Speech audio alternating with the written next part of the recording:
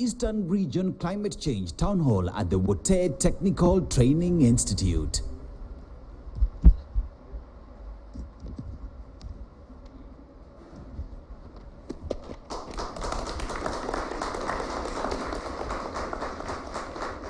And very well, good evening and many thanks for watching KTN News. My name is Dennis Asset and welcome to this edition of the Eastern Region Climate Action Town Hall that will be coming to you straight from the Wote Technical Training Institute. Today, as we have this discussion on climate change in our country, but today specifically on the Eastern region, what are some of the things that we all must do to make sure that this discussion takes the center stage, that we find solutions to the problems that bedevil us year in, year out, season in, season out. This is a discussion involving you, the viewer at home, including the audience right here at the Wote Technical Training Institute as we have this discussion. And just to get a feel of who it is we have right here is we have on my extreme left, that is Dr. Sonia Nzilani. She is the CECM Lounge, Urban Planning and Development, Environment and Climate Change in Makueni County, the host county. She is an environmentalist, scientist,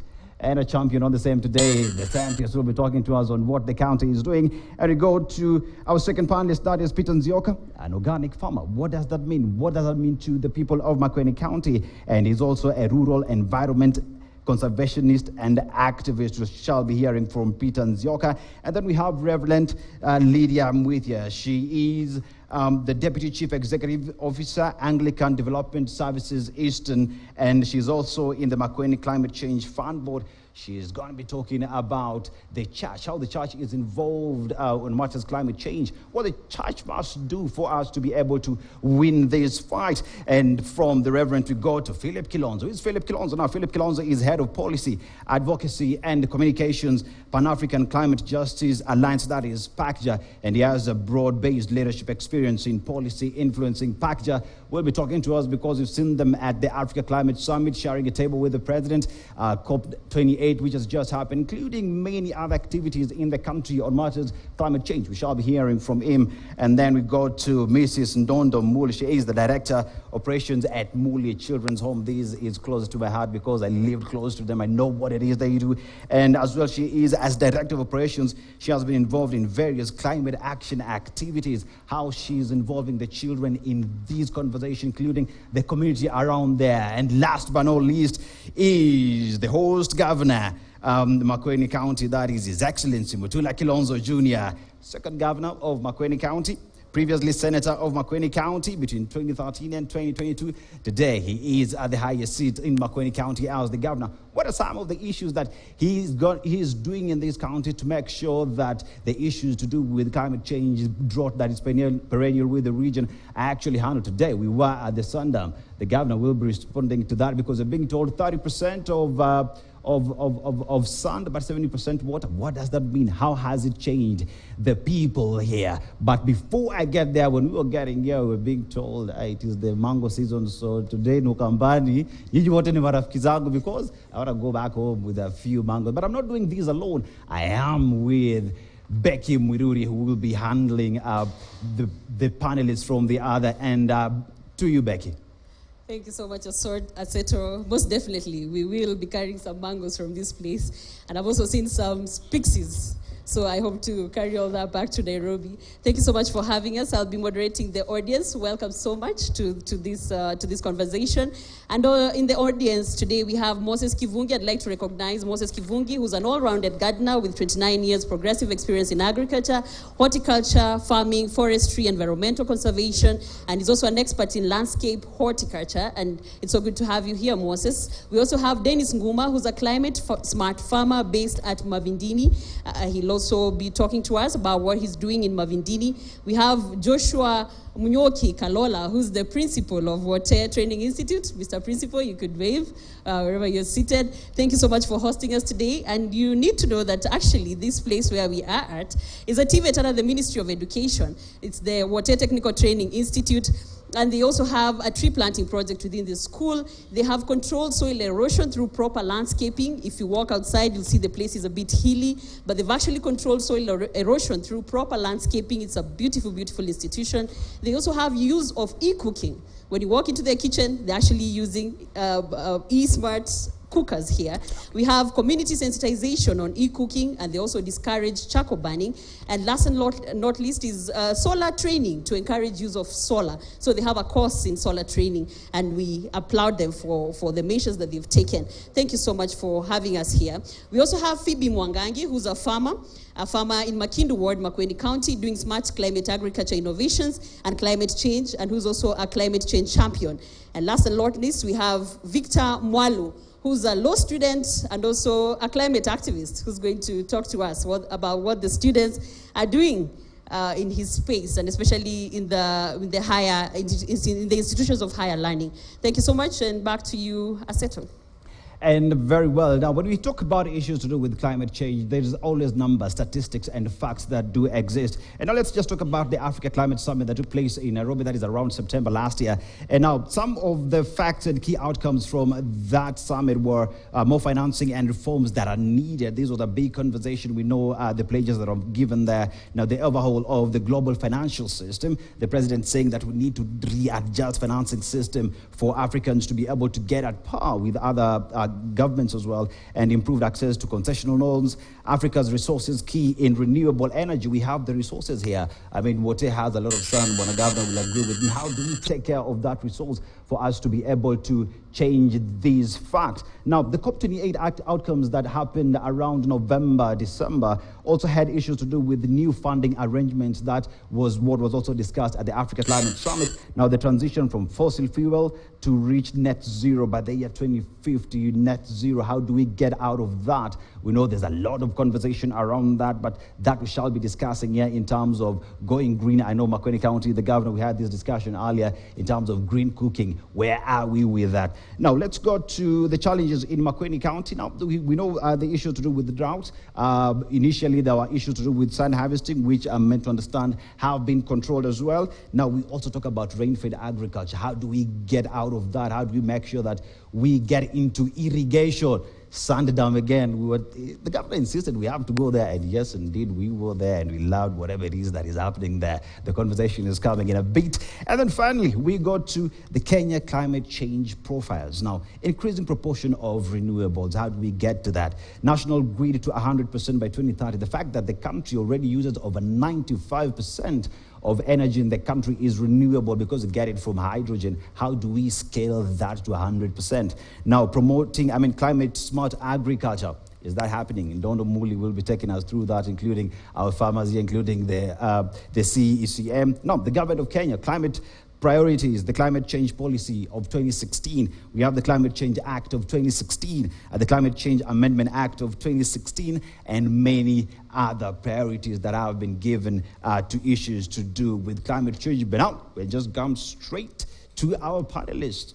Karibuni sana. Now, Dr. Sonia Nzilani, you are the CCM, Urban Planning and Development, Environment and Climate Change in Makueni. As we talk about issues to do with climate change, we know Makueni has experienced this before. But from your docket, how are you trying to handle this to make sure that the citizens here are getting it easy?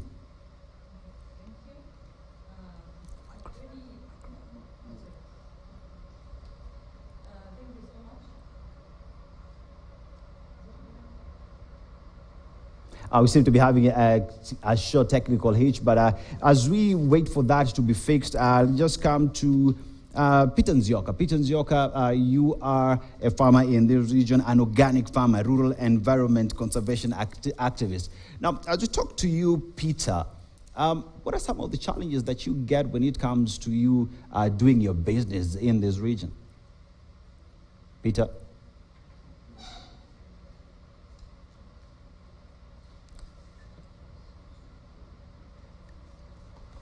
We seem to be having a technical hitch, but if you can, yes, Peter, if you can hear me? Yes, that's fine. All right, then, as we sort that out, I think the governor's microphone is okay. Now, let me just come to the governor, the man of the whole seat. Now, Governor, Today we were in your office. We had this discussion on a lot of issues to do with climate change and how this is being handled. Today, to be specific, we saw the sundams in this region. What informed having sundams in the region? How has that changed the game for the locals? Thank you. Thank you. Welcome to Wote. Just in case you thought Wote is a Kamba name, it's not. It's actually a Kiswahili word. So, karibu Wote to all of you.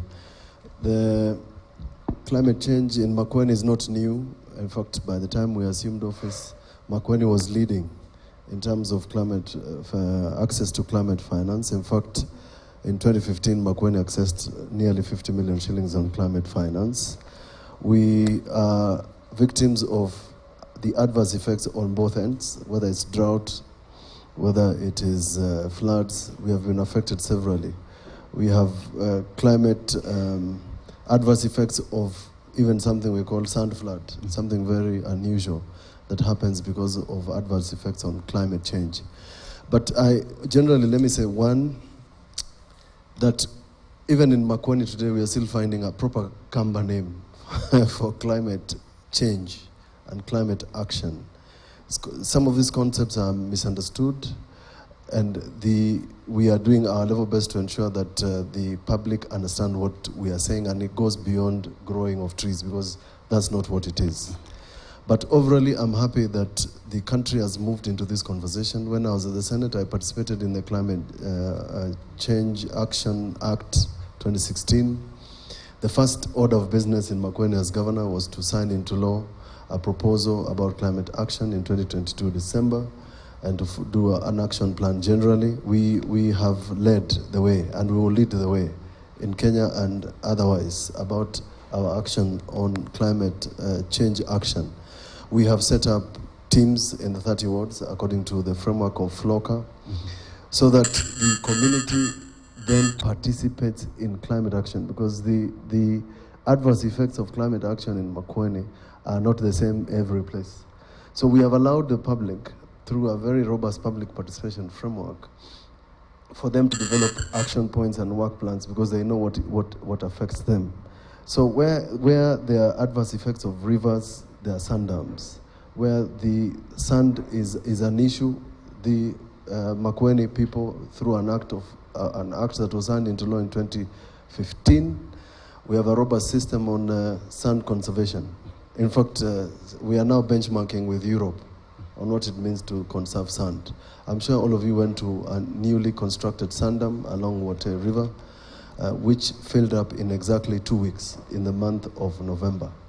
All that sand that you saw is water underground. Africa Sand Dam, our partners, Christian Aid, have done a big water sand dam out there in Mutito Andei, because the picture of climate change affects the number one priority in Makueni, which is water.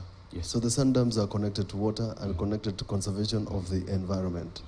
What I want to say that we are piloting, and we have been approached even through World Bank, is a one-time approach, so that in terms of climate change, you have a factor of health in climate change. You have something about irrigation and water in climate change. You have something about health, clean water, access to clean water in climate change. You have something about renewable energy in climate change. You have something about clean cooking, gas, in clean cooking in climate change. So the Department of Environment then mainstreams all these action plans, so that we are now setting up what you call a one-stop shop, so that we tick the boxes on all these aspects that are affecting the people of Makueni, so that it's not, let me just grow trees, because that is just one aspect of climate change and adverse effects of climate change. Thank you. And now I'll come to you, Ndondo. And Ndondo, I know you work with children a lot, pretty much your entire life, because I know you've worked with children.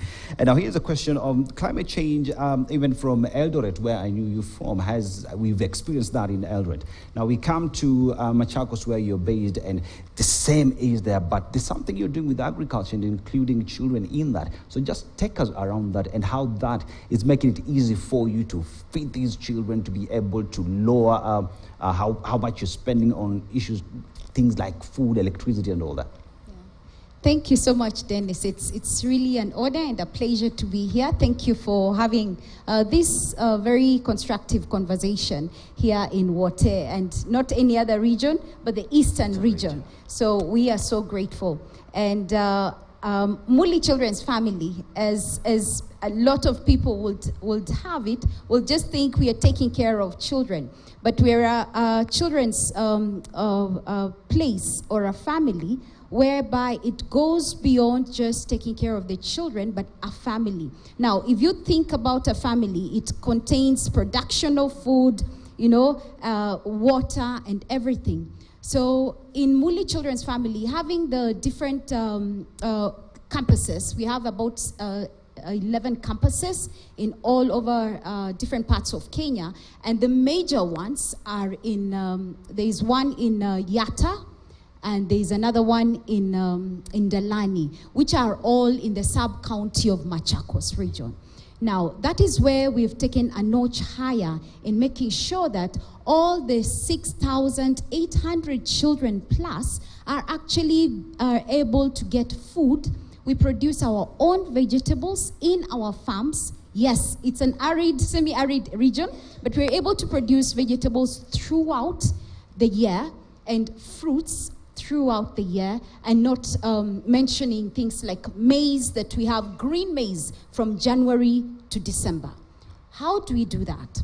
Climate change action. Of course, our founder, Daddy Muli, or Professor Muli, and our mom, Mama Esther, Daddy Muli was an entrepreneur. So when he started Muli Children's Family, he thought, how do you sustain MCF? How do you make sure that all these children that are getting food every day without having to depend on donor funds? And that is how we started the MCF farms.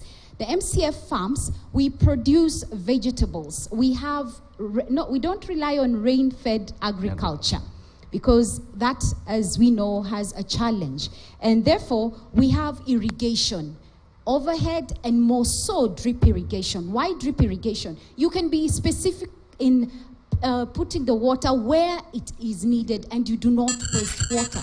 Our farms are global certified. What we also use, we improve the soil. A lot of people say, Ukambani, the soil and everything. No, we've been able to improve the soil by using, we are organic. We don't use chemicals on our crops. We use manure, compost manure. And with that, it helps take care of the soil. It improves the soil. Not only that, it helps retain the moisture. So, and we've been able to improve that. And also having dams. We have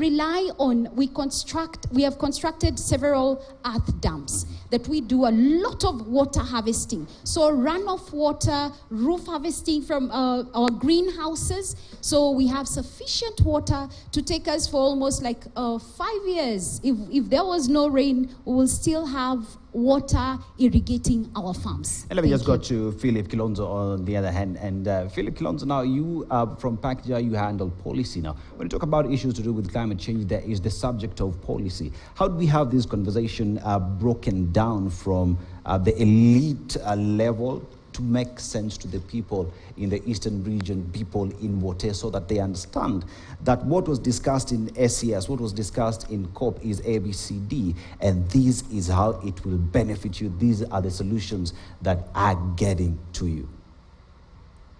Quite a mouthful question, because again, breaking policy into practice is at the core of sustainable transformation. And let me begin by first and foremost observing that international discourse and international discussions are basically meant to shape policy landscape across. So that again, there is equity, there is justice, and again, measures are sustainable. Whatever measures you are implementing within your own local realm will be soon eroded. Because again, unless the globe is acting in unison in terms of certain actions, then we'll not get there. Let's start from where it matters most. The way it matters most is cutting on emissions.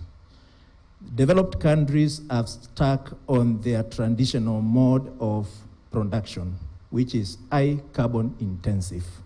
And that means, again, global temperatures will continue to increase. And that fundamentally means whatever adaptation actions you are putting in place, or we are putting in place down in Makueni, will be overwhelmed by the ever-increasing temperatures. And let's go first and quickly to the Global Stocktake report. In regard to the temperatures, it actually indicated that we are off target in terms of cutting emissions. If anything, we are past 1.1, and under the current scenario, then we are likely to go beyond 2 degrees Celsius. We are there, but you can actually feel the impact currently. So the moment we get to 2 degrees Celsius and thereabout, what does it mean to people in Eastern who are constantly affected by drought? And therefore, it becomes part of our concerted efforts at global level to push developed countries in quite a fundamental manner to cut on their emission. Let's look at Dubai and the resolution, transitioning away from fossil fuel. It sounds so sweet, but it's an empty rhetoric. Unless we have clear targets, clear matrices of assessing commitments by developed countries to, again, transit and demonstrate that transition from fossil fuel. Remember, that decision indicates clearly that transitioning is for all countries.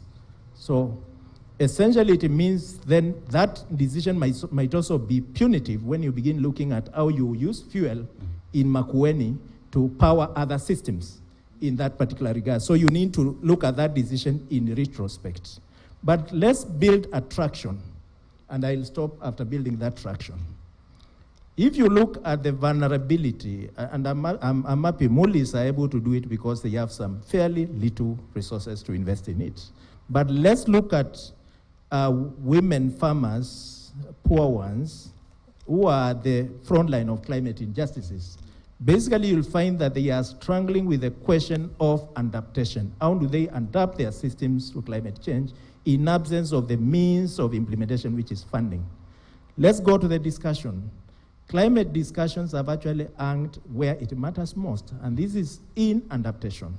And when you come to the adaptation, you'll find at COP28, that is in Dubai, we were meant to deliver on global goal on adaptation, meaning that there are clear indicators around how countries should actually progress in adapting their economies and their societies, and more importantly, matrices of assessment.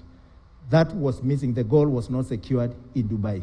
We'll come back to that later. Thanks. And I'll come to you, Reverend. Let us ponder on that first. We shall come back to that, on the fact that we did not achieve that which we wanted at COP28, which then brings the question on, are these conversations necessary, if at all, what you're trying to achieve are not being achieved? And I come to you, Reverend, and here is the question of, you see that at a board, Reverend, and when we were experiencing the worst drought this country has ever experienced, we went to pray to God to give us rains, which came, the rains came. So then the question is, the church, climate change, the brethren, having this discussion, how important is it from where it is you sit? Thank you for this opportunity. I'm happy to be part of this discussion. And I would like to say that as a church, we don't just pray. We engage people on the issues that matter in their lives. And one of our key roles is to pilot things that can help the people.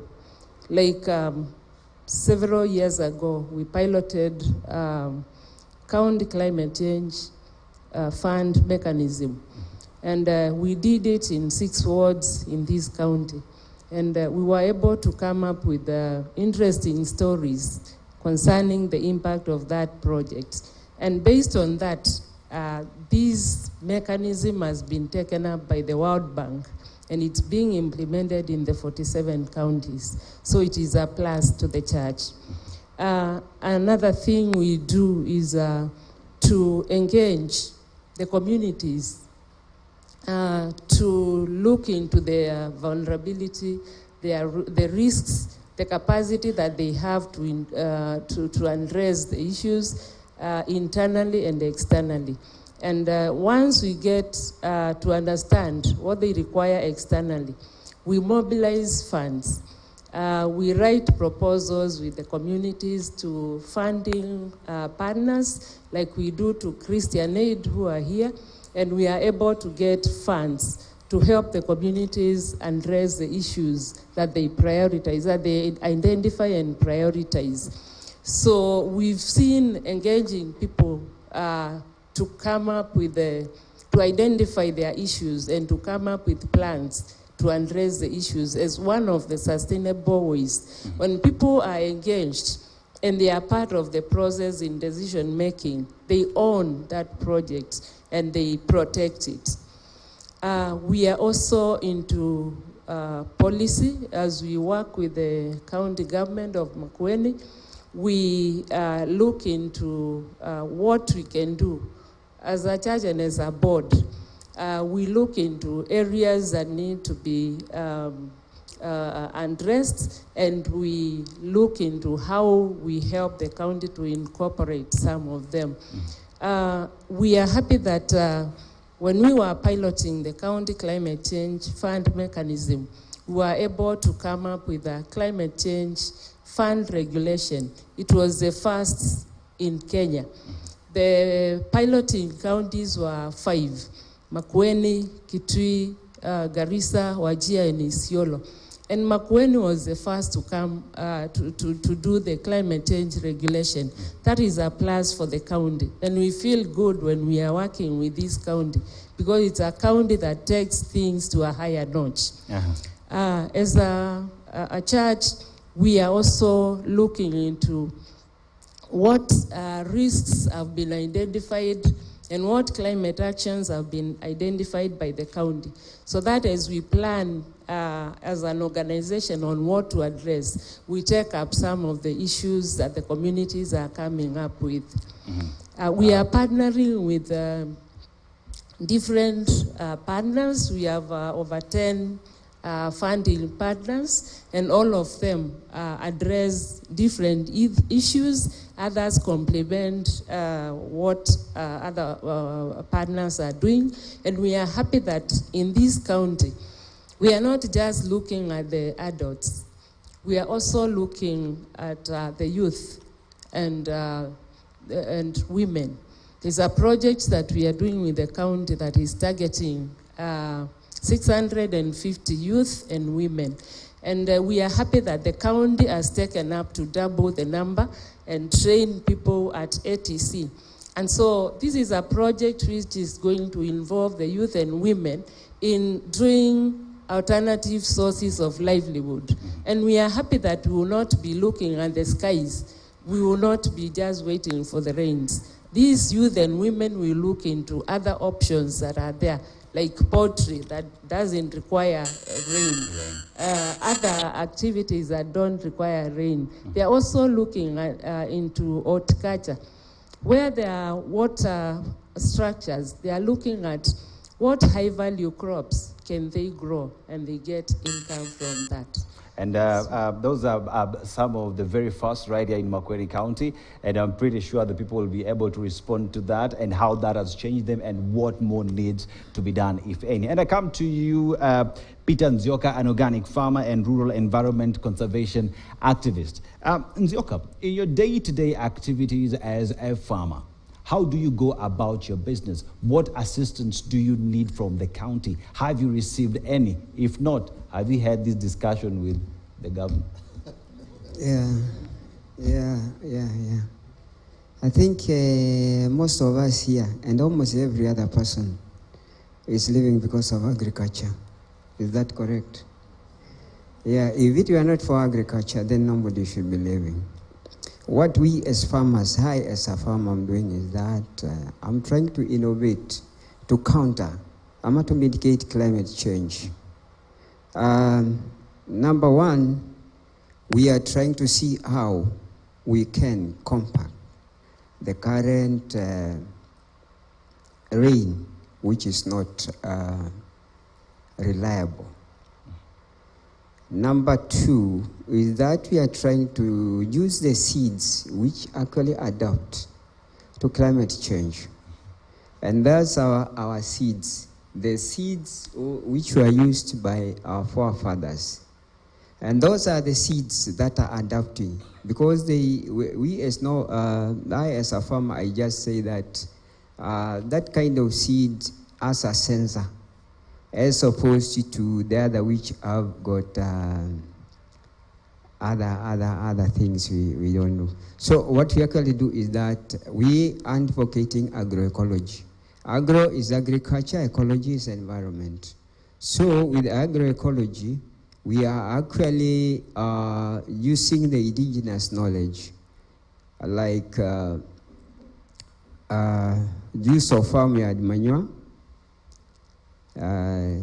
use of mulching.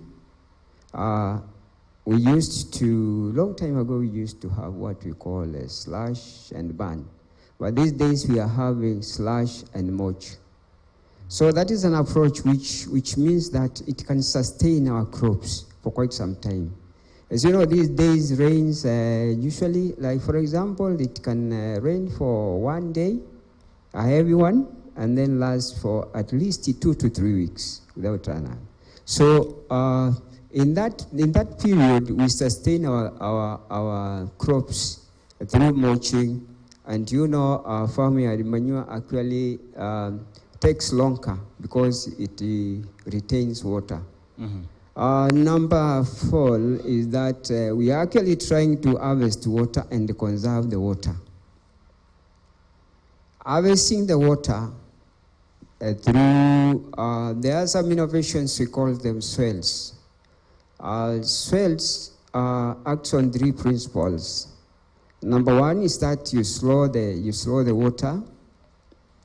Number 2 is that the water sinks, and number 3 is that the water spreads. In so doing, if you have that swell, it does retain water, and that water is used by the whole farm. The construction of swells is that it's just like the normal cutoffs. We call them cutoffs, no? It's the normal cutoff, but this one is constructed in such manner that the water doesn't run. The water is slowed. You know, where the water runs, there is erosion. So we are also trying to eradicate, stop soil erosion. Mm-hmm. It is that number 3 is that farmer is a researcher and a scientist. In that, at times we research our own seeds, not to the extent of Monsanto and what have you, but we research our own seeds. Yes. In that, we try to see those which are early maturing and those which are nutritious and gives us safe food. And that is through something we call off-season planting. Off-season planting. So, like if you can visit my farm, we have a success story. In that, in so doing, we have created a mini ecosystem. An ecosystem, is you understand what ecosystem is? Is the environment. In that, I have taken our land back to the early 60s, the early 50s, where we used to have almost everything growing naturally. And those are some of the success stories that we'll be discussing here, Mr. Nzioka, and how you can also share that with the community around you. But I come to you, Waziri. Now, from where it is you said, we've heard what the mullahs have said, the Reverend Pakja, the governor as well, what the farmer has said. And here's the question of you as the technical person in the county on matters climate change. When all these issues come to your table, policy has come to your table, you need to implement this. How do you go about that in making sure that it is not just a very sweet document, but a document that you're working on to make their lives better? Okay, thank you, and thank you for the opportunity for being here. And for me, listening to the stories from policy to the farmer, and it has come to our table, is the way she said, church, they don't just pray, and for Kars County, we don't just talk. Now it's converting these good policies to actionable activities. It is our duty and responsibility as a county to make sure every farmer gives such successful stories. And like Molly, who has resources, Moses also goes to an extra step to research. So how do we do that? It's by reaching out to our community, to our people, through intensive sensitization.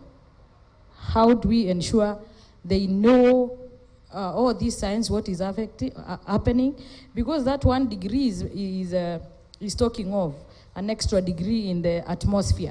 If every farmer would understand how that has adverse effect on them, and now understand that climate change is here to stay. What I was expecting Philip to mention, that even if we stopped all these the causes of climate change, the earth will still warm for the next 100 years. So for us as a county is to train more on the adaptation measures. How will our farmers live to this? Campus, we have our cultural beliefs on what we should plant, what we found our mothers planting. Maize has to be there. Even if you bring them the fastest growing dengu or sorghum or what, they will still throw in some maize, whether it has yielded or not. So for us, it's that's what we invest more in. We have the good thing through the structures, His Excellency mentioned that we focus more on the trainer of the trainer approach. Through this, our framework of governance, whereby we have every ward, we have our climate change committee, planning committee. It doesn't only plan, but also helps us to reach other farmers. We have forums where they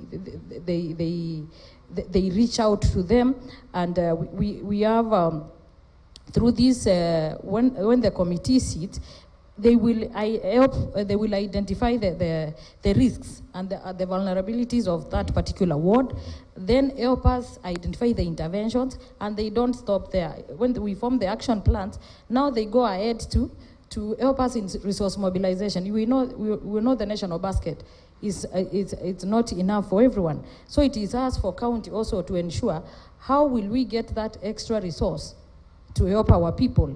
That is through the partnerships, through all forms of resource mobilization, and through the good name of, because we started with the climate change regulation, which His Excellency mentioned in 2015. So we have been good books with our partners, and we have that good relationship, and everyone will want to come partners. We have several success stories in those sensitization and in the adaptation strategies. Thank you very much. That is our host of panelists right here as they respond to my questions. But now we throw it back to you guys so that you ask the very questions that you want answered by the ladies and gentlemen here to get solutions moving forward. And this is where Rebecca Muriru comes in and takes us through this, Becky. Thank you, Seto. Now I'd like to go to Moses Kivungi, who's a horticulture, expert in landscape horticulture. I want you to tell us, and you look nice in that dangari. Yeah, kindly stand up. Yeah, so we'd want to understand, first of all, what landscape horticulture is and what you're doing in your space in mitigating climate change. Thank you for the opportunity. Thanks for inviting us here. And landscape horticulture, I would like first to mention broadly, horticulture is a field of agriculture which deals with fruits, flowers, vegetables, and there's another extra department which deals with gardening. This is landscaping. So that's what landscape horticulture is. And in this, we deal with the soil, we deal with the plants, we deal with water. It's both an art and a science that we deal with. And in it as well, we have met quite a number of challenges. And as I delve into those challenges, I would like just to add on what Muli, as mentioned with our organic farmer, Bwana Nzioka. You've mentioned that you use a lot of compost. Bwana Nzioka said that you're using a lot of farmyard manure. One extra thing that we need to know about that is that basically these materials are harvested from the soil. If it is maize stovers, if it's waste from the cows and all that. So if by any chance there are some specific nutrients which are missing in the raw material that makes the compost, there is no miracle that will put that nutrient into the compost. It will still be deficient of that nutrient. So when we are doing organic farming, we cannot say that we are just using compost and farming and manure and feel that we are having a wholesome soil rehab. We need to go a step further. We test soil, we test compost, we test farmyard manures to be able to quantify and qualify what is in that manure. Secondly, Philip Kilonzo made a good mention about the increase in temperatures. I want to mention something very important. The increase in temperatures, especially for us in the equator, where the sun rises right on top of our heads from the east and sets in the west, increases the air temperature. This increases evaporation of all moisture, even transpiration from the leaves of our plants.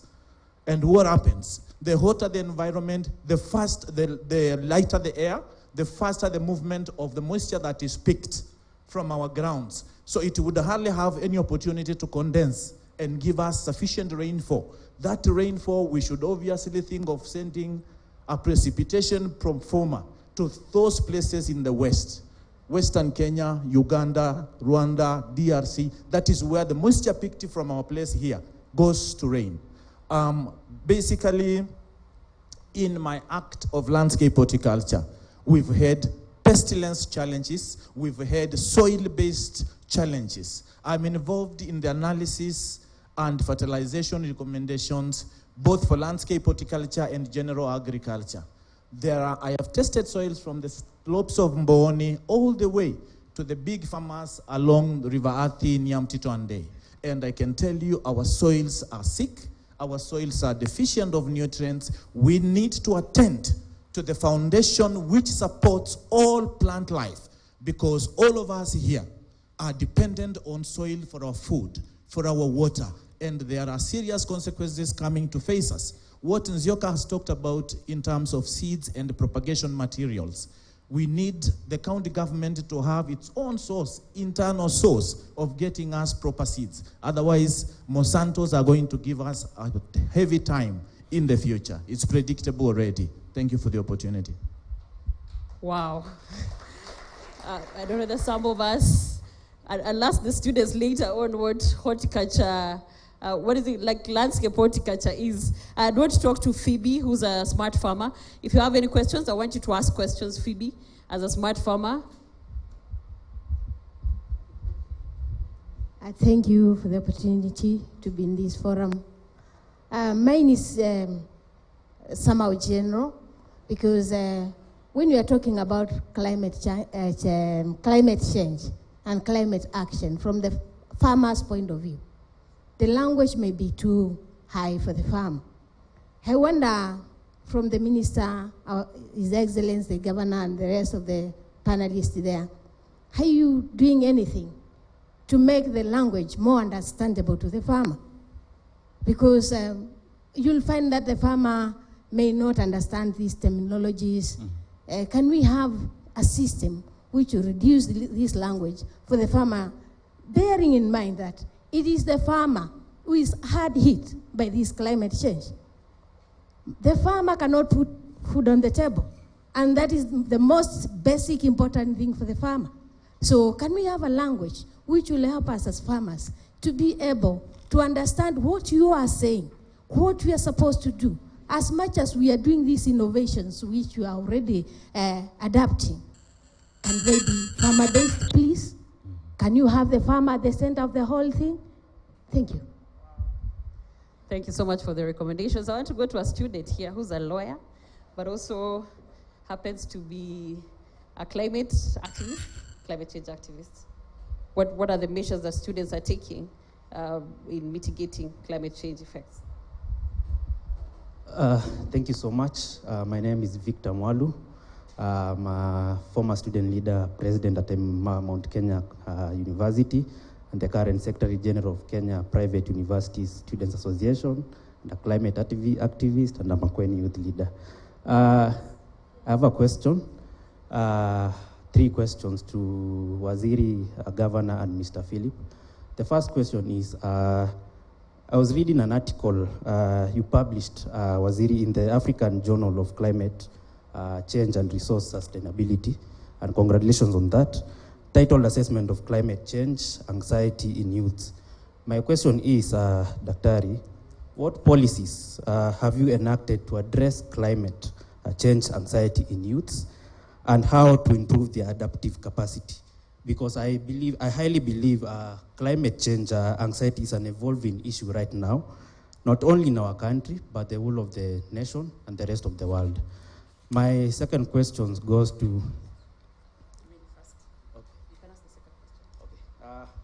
My second question goes to Mr. Philip. On matters, policies, research, and guidelines, in what ways can us, the higher institutions of higher learning, collaborate with the industry partners to foster innovation in matters climate change, of course addressing the climate challenges in Kenya? I believe we have the issues of global south and the global north countries, so I believe you can quite tackle that well. My last question goes to our governor. Thank you. We'll only take those 2 questions because we need to listen to some farmers who asked more questions, and we need to watch them. And like Phoebe said, we need to take this conversation to the locals, to the farmer, and we need to, let's watch this first, then we'll get back to the conversation. Hii miaka iliyopita tulikuwa tunapanda mahindi tupu na hii sorghum tulikuwa tunapanda mahali kungumu kabisa, lakini mvua ikaenda sasa ikionekana imefungua kila wakati imefungua, tukaona tuanze kupanda hii sorghum tuone kama tunaweza pata chochote. Kwa venye nimepanda hii sorghum inaonekana ninaweza funa gunia kama 3, kwa sababu venye nimepanda ile mitaro nimepanda na ni ya kukula tu peke yake, hakuna kuuza. Sasa hii mvua ya wakati huu ilinyesha mingi, na jini nilikuwa nimepanda hii millet na sorghum kwa sababu nione maeneo ya kupanda mahindi tupu na kupanda hii millet, nione ni nguvu ni upande gani. Ni mlima ambayo inatusaidia sana kama sisi wenyeji wa hiki kijiji cha Mkononi. Inatusaidia sana wakati wa mvua, kwa sababu mvua ikinyesha kuna tanga iko huko juu, tunatumia hiyo maji, hiyo tanga inateremsha maji mpaka huku chini. Hapa kuna jengewa mawe, na hiyo maji ikiteremka hizi tanga zinajaa maji na project. Mkulima wa matunda sana sana citrus fruits na maembe, hizo mbili sana sana, lakini nimeanza kulima wa purple wakati challenge imeingia ya climate change. Sasa imutulazimu tuchimbe tunaita canopy pale chini, kama kitu kama basin, ndio maji ikiingia ikae hapo na ingie. Kama ile imepita hii El Nino hii sasa inaisha, miti sasa iko na maji vizuri na inaweza kaa mpaka hata mwezi wa 8.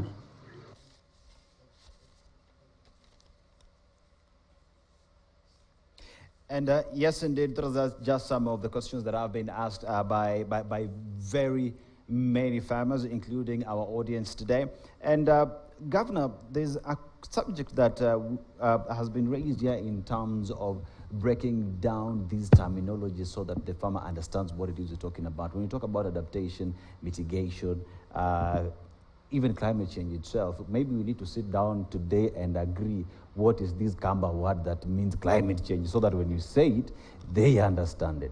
You know, and also something to do with, we've had someone talk in terms of they're growing sorghum as opposed to as opposed to maize? How are we going around this in making sure that that which does not work, we do not focus on that. We work on that which works for us, and like many said, tunajenga hema ya mawe on that. Thank you. I started by saying that this has obviously been a challenge. However, in piloting climate change, particularly FLOCA, the first component of it was sensitization. So we had to do a policy that would then guarantee that before you move to the next step, you have sensitized the locals, hence the ward committees, because then they form what we call TOTs. They are trained on these concepts. They are told what they need to do. They give you their problems and then suggest also the solutions, and then the technical people come in to explain this terminology. It's obviously not a one-time thing. People are still going to church 2,000 years after Jesus left. So it's a continuous thing, and we'll continue teaching people. We'll continue to do the sensitization. Every time this happens, we have to go and explain to them what this means in terms of, the ABCD. This must go back to the ABCD of climate change. The gentleman who was mentioned about maize and millet, this is obviously one of the other challenges, and Waziri attempted to allude it to a little bit. The culture of growing certain crops, whether it rains or not, is nearly a belief. So with the changing weather patterns, we have attempted, and that's part of the missing links and gaps in climate change, being able to determine the amount of rainfall you receive in every particular location. In certain areas, we advise farmers not to grow maize. They still grow maize, and it didn't work. The ones who, I remember a farmer who called me, and when we gave them millet, and she told me that she doesn't have birds in her compound. She believes millet is for birds, and sorghum, and green grams, which is fast growing and can adapt very quickly. They are farmers, and I allow me to cite this as an example. The farmer who Bill Gates visited in Makueni practices even now reap farming. So Mary does not go around with a disc plow, uprooting all the soil and doing all sorts of things. She will do reap farming that will ensure that even if it rains for 2 weeks or a week, there will definitely be a harvest, because there's some element of measurement in terms of water retention. There are people who have done the basics. And this is part of explaining the productive value chains. If we don't discuss food security with our people who believe in the traditional maize and beans, then it will not work. Thirdly, of course, the question of certified seeds. Mr. Kivungi mentioned it because this is also a subject. You will be surprised that there are still people who are coming to Makueni to sell seed that appears certified, is in certified bags, yet it is not certified. And it's something that we are continuously trying to propagate. What the good Reverend is saying is true, that we have set up an agricultural training institute right here in Makueni, where you have young farmers who will start training on some of this. And we hope that in 6 months cohorts out there in the villages, because the people we found and the people who have been trained in agriculture, we used to call them extension officers, were trained in the olden times and in the olden days. So the best way to do is to have those sort of training so that young people then, the person who is asking about youth, then get into what we call, and it's no longer now agriculture. You will not talk about the young people when you discuss agriculture. They want something we call agribusiness, pesa mfukoni, that sort of thing. That discussion is something that we are continuing to propagate and help farmers like these ones. And the ones who are doing, for example, fruits. He mentioned about fruits. We are very clear about the fruit value chain in terms of how to manage your pesticide, how to have model farms, how to have export mangoes, how to have export pixie oranges, so that by the time we get to the crop, this evening I was coming to this venue, I've seen a ban on mangoes from Europe because of the quality. Those are the sort of conversations that we are having with our farmers, and it's an ongoing process, so that then we can all get into the same page, because the bottom line is that unless Kenya is food secure, we are not having a conversation that is useful. Thank you. And Governor, as you talk about in terms of, before I let you go, as you talk about issues to do with food security, now there's always the question of, we have rain, we have our water tables, and how do we protect them? I just want you to respond briefly on the Q wetland restoration strategy and also the Chulu water catchment area. We know this is a very important subject, especially in Makueni County. Where are we in terms of making sure that the locals understand the importance of these wetlands, and how are we restoring them so that we get these water to us as it should? Thank you. The Q wetland was demarcated for purposes of a national tree planting by the national government, and the president was there. But it was preceded by a document prepared by NEMA on wetland, on Q being a wetland. And so when the president and the team came to Makueni, we told them that this program is not useful until you make this a proper wetland, because in the same wetland, people have been allocated titles by the same national government. So he said, you can't have it both ways. So you have to make a decision. However, the process under the law, and it's important, that's where the sensitization comes in, on the steps to take to have a wetland has nearly 10 steps. And we have just done 2. NEMA has been here, NEMA is coming back. The community are being involved on what needs to be done. In other areas where they have attempted to do this, they have run into several headwinds in terms of who manages it, who is at the top. Is it Kenya Forests? Is it NEMA? Is it any other government entity? Now, that is what we are currently in a conversation, and NEMA has actually issued yet another note, ongoing discussion on this. More importantly for the people of Makueni and the people going downstream, the Chulu is a water tower. The water from Chulu Hills comes out into various forms. Some of it comes out through the wetlands, some of it goes downstream, and increasingly, the water table has reduced. Now, the interesting concept about wetlands like the Q wetland, there's nothing wet about Q wetland. When you look at it from an human, you can't see the wetland point of it. And that is part of the sensitization for people to understand that you might not see the water yourself. The water might be underground. And I say so because I got involved in a very interesting debate, argument on oil spillage near Q.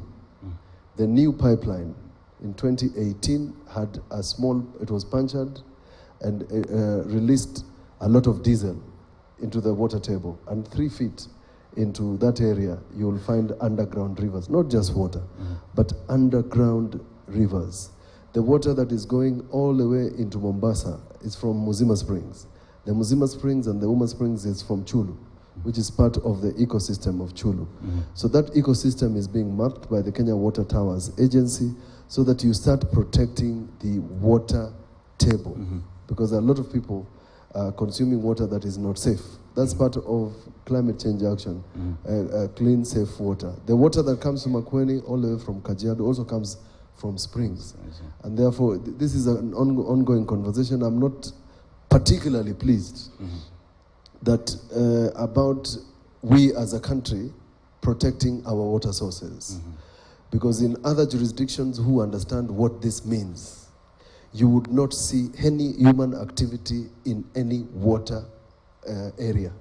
But in Kenya, you can play sports, you can fish, you can swim, you can pollute. I've seen a note this afternoon, a 411, about NEMA issuing, for example, a notice to several companies that are polluting the Nairobi River.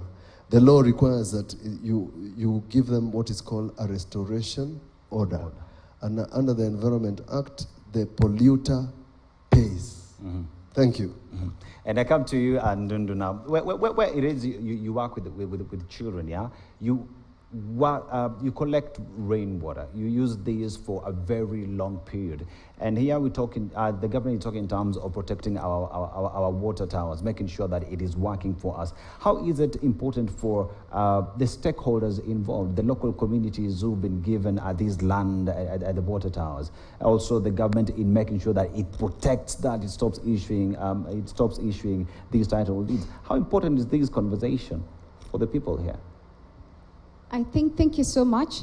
I think it involves everyone, in that, as the governor has said, it's the policymakers and the users, and also breaking it down to the mwananchi. Now, what we do in MCF, and I appreciate the gentleman who threw the question on saying how are we even protecting the soil? Now, MCF farms are global GAP certified. It means that with those regulations, you have to take care of water, the water usage, you know, the kind of chemicals you're using. Are they burnt?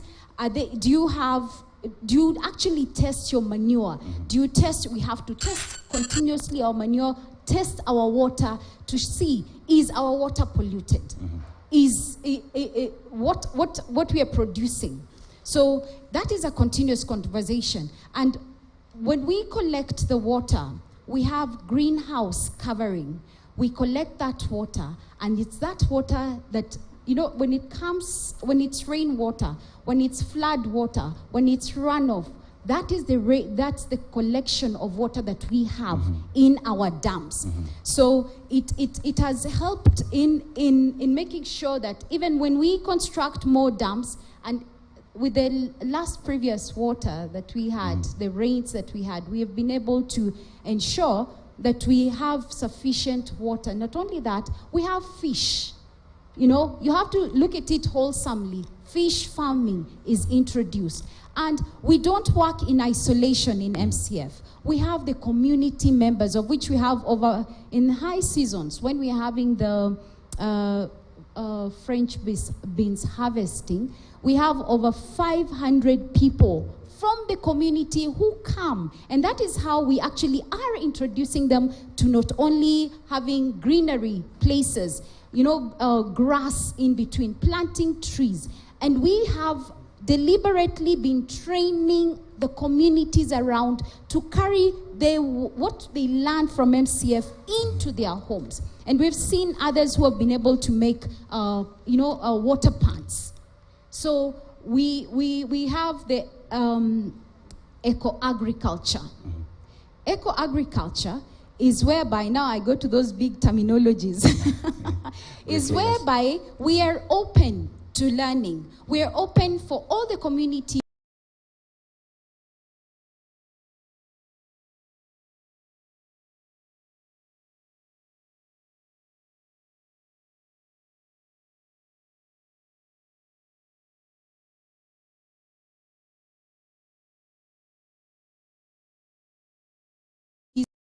anybody from anywhere, colleges, universities, and that's how we've been doing partnership to pass what we have achieved to the communities, and they learn, breaking it down. Instead of having all these big terminologies, then they feel it, they see it, and they're able to experience it. So that's how we're doing. And Philip Lonzo, now, we've had the government talk in terms of what is being done on taking care of our wetlands. And now this is where you come in terms of making sure that these issues are actually handled. We remember the way Mr. Mwenda was speaking at SES, and he was very specific on what needs to be done. What should the government do to help these people in collaboration with the governor and other stakeholders? Thank you. Every time you throw me, I have to bring in a policy angle right from global level. Of course, in Dubai, the United Arab Emirates framework on resilience building was actually developed, was mooted. That process of developing that particular framework, at least to achieve resilience by 2030. And I fear I might not include my dear sister who wanted me to speak in simple language, but I'll try as much as possible. That framework is useful in quite a fundamental ways, because number one, it anchors the adaptation imperatives. What are we meant to do to ensure that our sector, or our sectors, whether it's health, whether it's agriculture, whether it's water, whether it's our biodiversity conservation, all those elements, what are we meant to do to ensure that we are resilient? But remember, you cannot do that without funding. So money must flow. And that has been the big elephant in the whole conversation, because the global north does not want to put money on table. And the moment global north refuses to put money on table, then it means we are struggling with our meager resources, reallocating budgets at this particular level, trying to see how things fit. But this problem is a problem still of our own making as a country. And therefore, when governor sits in a political space where he can start influencing the development of the next nationally determined contribution, which is the plan that actually demonstrates how Kenya will respond to climate change. 2025 is a timeline of developing new NDCs. How do we ensure that our nationally determined contribution, or the plan for responding to climate change, send us issues of adaptation rather than mitigation? Yes. For your information, most of the nationally determined contribution across Africa are mitigation-centric. They were developed by people, consultants from outside. So coming back to start with the county, how do we develop much more comprehensive plan, and that make that comprehensive plan devoid of foreign interests? The United Arab Emirates framework on resilience has other foreign elements, and these foreign elements are important for me to clearly articulate. Briefly. The North is not keen to cut on their emission, so they want to trade off their emission by you demonstrating actions that mitigate the carbon. The carbon market conversation has been on, and therefore the broad UA resilience framework also anchors elements around this. And therefore it's important to unpack it and begin to look at then what would be our management plan. What will be our adaptation plan within the county? Will the adaptation plan cause more discomfort, or we need more resources again to connect with the aspirations of communities to build more resilient societies, economies, and people? Because it's important we do that. Otherwise we might easily disfranchise people, create more opportunities for selling carbon, and then in the process, we make ourselves much more poorer. So we need to think in a much more comprehensive manner, particularly around that plan as we move forward. I love the wetland conservation conversation. It's a beautiful conversation. And that is but can we make it broader? Landscape conservations, beyond wetlands to landscapes. Thanks. Thank you very much. And now we come back to Becky, who's at the audience. Now, Becky, just take us through what it is you have right now, and when you come back, we'll be having this conversation as we proceed. Thank you, Seto. We are learning a lot, ain't we? Yeah? So I want to ask the students, I'm sure there are some who have some questions here. You have a question?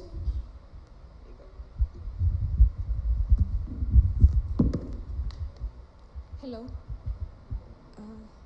I have a question. Let me hold this for you. Thank you. One. Your name? My name is Catherine Bosibori. I'm a student in fashion and design. My question is, this climate change conversation wouldn't really help if those concerned, the people who are taking part in it, like the farmers themselves, are not here or are not present to be listening to this.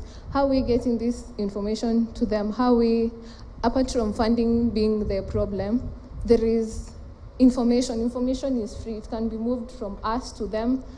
Simple things like, how do you make farmyard manure? How will you, the next time the rain is coming, how are you going to make sure the water that is coming to your home will last you for the next 3 months until we see rain again?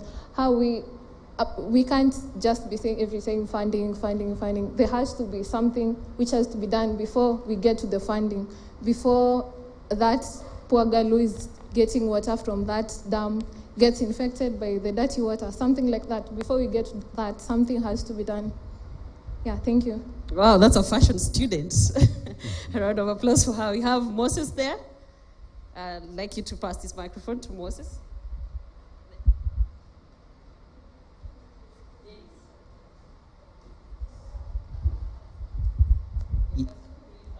Yes, my name is Dennis Nguma Mwoki. I'm the CEO and the founder of Ripe Grow Enterprises Farm at Mavindini.